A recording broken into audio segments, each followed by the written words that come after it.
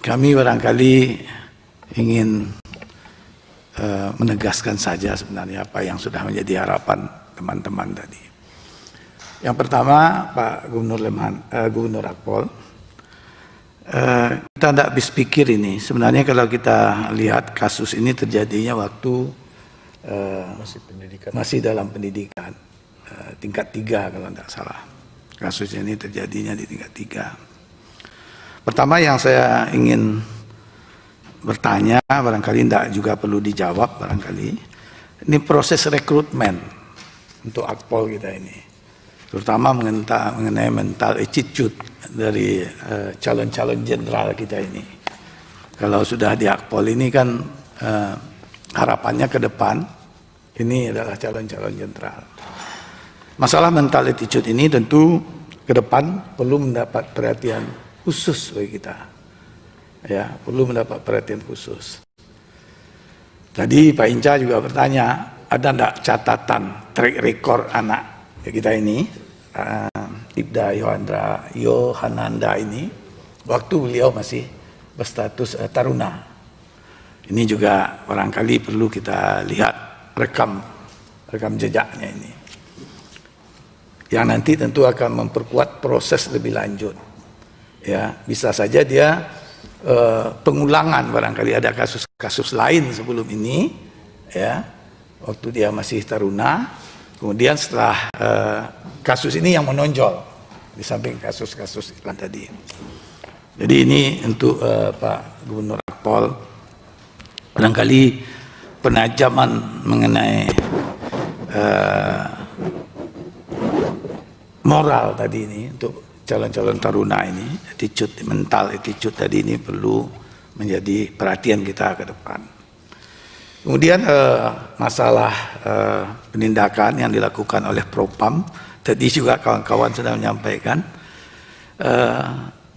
ada mediasi yang diikuti oleh Propam sampai ke Bali. Ini memang aneh ini.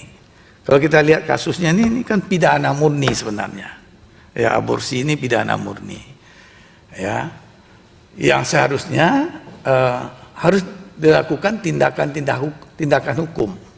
Ya, tadi saya melihat tanggal 30 Januari dari ini Polda Aceh menyampaikan permohonan maaf kepada publik atas kejadian ini dan berjanji untuk menindaklanjuti.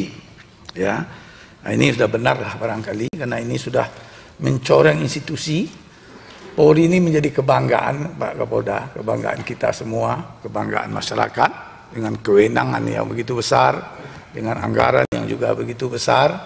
Tentu ini pertaruhan bagi institusi kita, ya, institusi Polri ini. Nah, tinggal lagi barangkali karena di sini menindaklanjuti kasus dengan serius. Ini tanggal 30 Januari ini jumpa persnya, ya. Tentu tidak hanya cukup dengan kode etiknya, Pak. Ya, kode etiknya. Saya lihat di sini kan ditarik dari Biren, ya, dari Biren ditarik ke Polda di Yanma. Ini tindak lanjutnya, seperti tadi disampaikan oleh teman-teman tadi, ya. Pidananya barangkali yang dimaksud. Di luar kode etik perlu langkah-langkah hukum, ya, pidananya. Dengan harapan tentu kejadian serupa tidak terjadi ke depannya. Ini betul-betul tentu bagi institusi Polri yang notabene penegak hukum yang diandalkan terdepan, ya, melakukan tindak pidana yang seperti ini betul-betul pukulan yang luar biasa tentu bagi institusi Polri.